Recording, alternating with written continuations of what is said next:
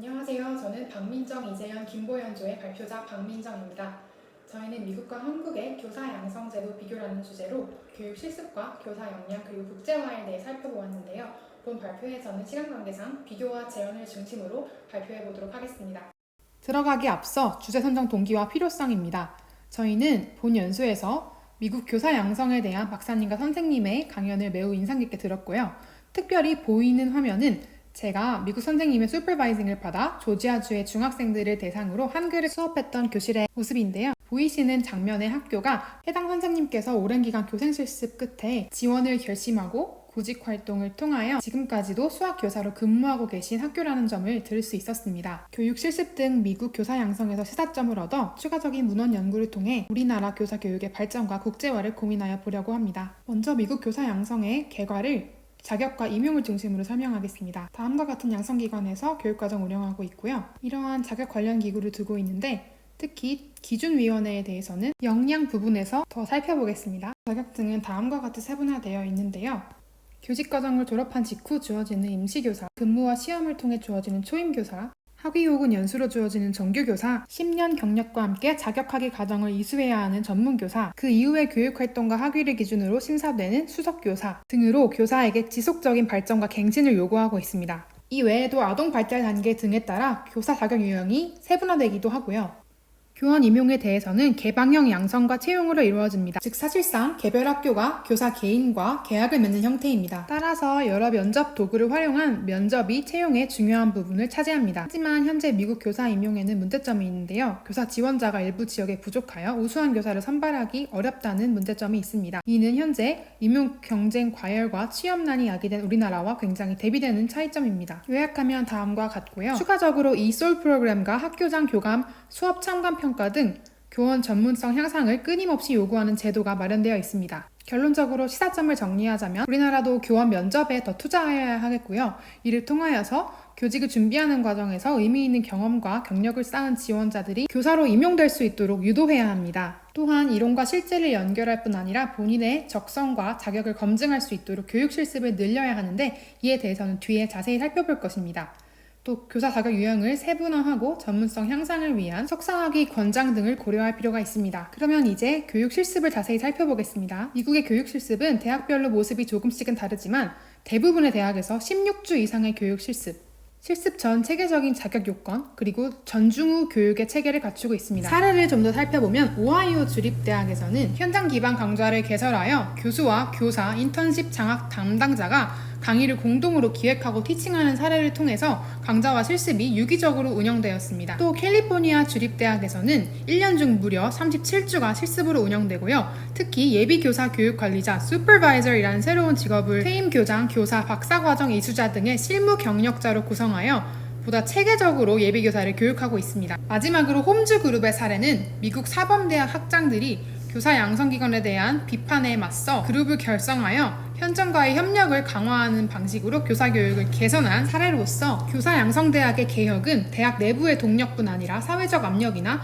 위기 상황 등이 중요한 역할을 하는 것을 보아 더 넓은 차원의 협력과 연대가 필수적임을 시사합니다. 이와 비교할 때 한국 교육 실습의 현재 문제점은 실습기간이 보통 4주로 매우 짧다는 점뿐 아니라 실습 지도 전문성이 부족한 현장 교사들, 그리고 대학 강의와 현장 실습의 유기적인 관계 부재를 들 수 있습니다. 때문에 교육 실습의 실효성이 부족하고 각 학생마다 다른 경험을 하고 돌아옵니다. 결론적으로 저희는 교육 실습 기간이 미국처럼 연장되어야 한다고 보고요. 사전, 실습 중 사후 교육을 구체적으로 확립할 뿐 아니라 사전에 참관 수업 관련한 과목을 중등에서도 개설해야 한다고 생각합니다. 이를 위해서 구체적으로 교육 실습 지원센터를 설치하고 전담 교수를 보직화하면 좋겠고요. 현장에서는 교육 실습 지도 관련하여 교원 승진제를 보완하고 예비교사 교육관리자 슈퍼바이저의 직무를 도입하면 잉여 인력의 활용뿐 아니라 교사 교육의 질 제고에 큰 도움이 될 것입니다. 또한 저희는 이처럼 외국의 교육 제도를 적극적 비판적으로 수용하기 위해서는 국제 교육 실습을 확대해야 된다고 생각하는데 이에 대해서는 뒤에 자세히 살펴보겠습니다. 선행 연구에 따르면 기존의 국내 이런 노력들이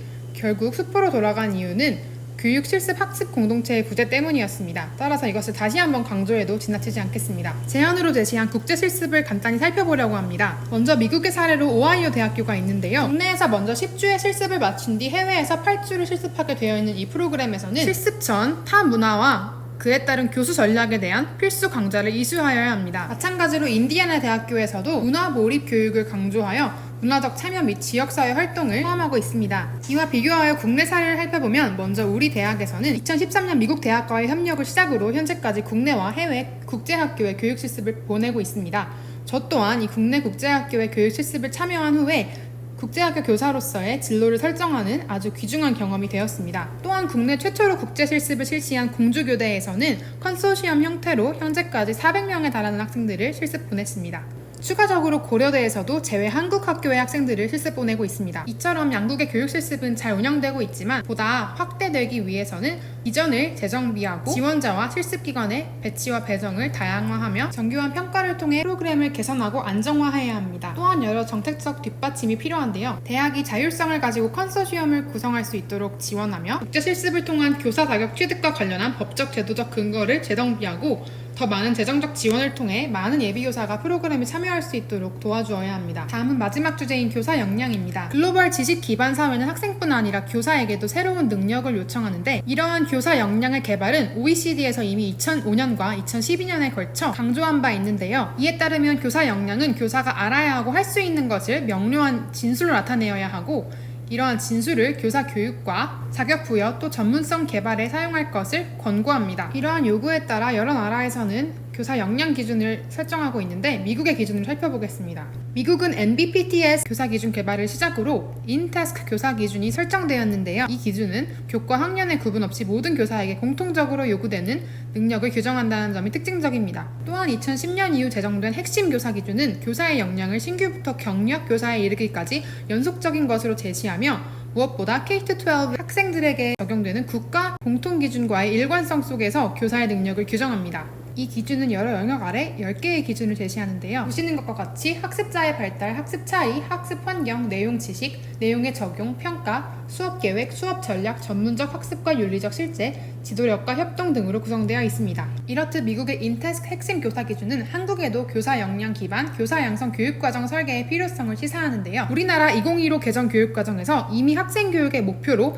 핵심 역량을 제시하고 있습니다. 이러한 교육과정 개혁과 일관된 방향에서 이제는 교사 교육도 이루어져야만 그런 교사들이 학생들을 길러낼 수 있을 것입니다. 그러나 아직까지 우리나라의 교육과정 운영은 국가가 정한 과목이나 학점 등과 같은 표준화된 요건들에 의해서만 규정되고 있어 교사의 실질적인 능력을 나타내주는데 한계를 띠고 있습니다. 이에 교사의 핵심 역량에 대한 합의를 바탕으로 교사 양성의 체제를 역량 기반으로 구축해야 합니다. 결론적으로 제언하면 교사 역량을 미국처럼 교사 기준으로 구체화하고 이를 교사 양성 과정에 의무적인 요소를 포함하여 반영해야 합니다. 또한 이 기준들은 단순한 과목의 나열이 아니라 수행을 강조하며 교과, 학생, 지역사회 등과 연결되도록 하여야 합니다. 마지막으로 교육은 백년지대계라는 말처럼 학교 교육과정 개혁과 일관성 속에서 장기적인 관점으로 교사 역량 개발이 이루어질 수 있도록 하여야 합니다. 또한 예비교사뿐 아니라 현직 교사에게 요구되는 역량 기준과 이를 위한 연수 과정을 체계화하여 교사의 전 생애 주기에 걸쳐 교사 역량이 지속적으로 개발될 수 있도록 해야 하고요. 마지막으로 국제화 역량을 적극적으로 포함시켜야 합니다. 이 국제화 역량에 대해 현황과 지원을 발표해보자면 우리 대학의 사례에서 많은 긍정적인 시사점을 발견할 수 있었는데요. 한국교원대학교는 교육 국제화 역량 인증대학 GTU 사업 선정대학으로서 예비교사의 국제 역량 함양에 힘쓰고 있는데요. 제언을 덧붙이자면 아직까지는 외국인 유학생 유치에 초점이 맞춰져 있는 교육 국제화 역량 인증을 국내 재학생 대상으로 더욱더 확대하고 마찬가지로 GTU 사업과 하이어 플러스 역량에 대한 국내 재학생들의 인지도와 참여도를 높일 수 있는 노력이 필요합니다. 이를 위해서는 이미 대학 차원에서 행해지고 있는 노력뿐 아니라 우리 교육 당국에서 교사의 핵심 역량, 그 중에서도 교육 국제화 역량을 더욱더 강조하는 정책적 뒷받침이 있어야 하겠습니다. 지금까지 저희는 미국의 교사 양성 제도, 그 중에서도 실습과 역량 기준을 중심으로